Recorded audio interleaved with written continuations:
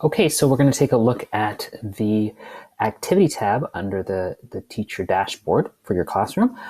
Just a reminder again that the new experience should be toggled off to follow along with this video.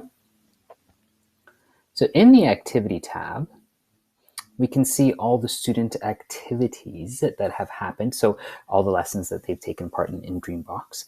There's a few things we want to pay attention to here.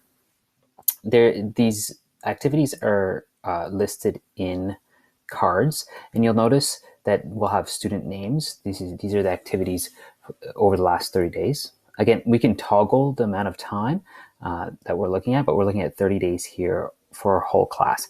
We want to pay attention to these markers here because the different icons indicate different things. Along with the icons, we want to pay attention to the time that was spent on the lesson. And we can also scroll over the curriculum expectations to see exactly what was potentially covered. So this gray check mark indicates that the student has been doing that lesson 4 times. On the 4th time that they've completed it without demonstrating understanding. So it's grayed out. So they've tried it 4 times, and it tells you how much time indicates that they've spent. You want to pay particular attention to, again, that orange triangle with the exclamation mark in it, because the student is showing that there's no demonstrated understanding. This would be an opportunity for you to go in to the lesson and see what is happening in it, and maybe there's something that you can conference with the student on in terms of not necessarily mathematical understanding. Sometimes it could just be understanding what the game is instructing to do. So we will show you that in a moment. I just want to scroll through and take a look at some of the different ways. You know, this shows it's the gray check mark, no demonstrated understanding. Again, 2nd time that they played it. 1st time that they've completed it's taken 19 minutes.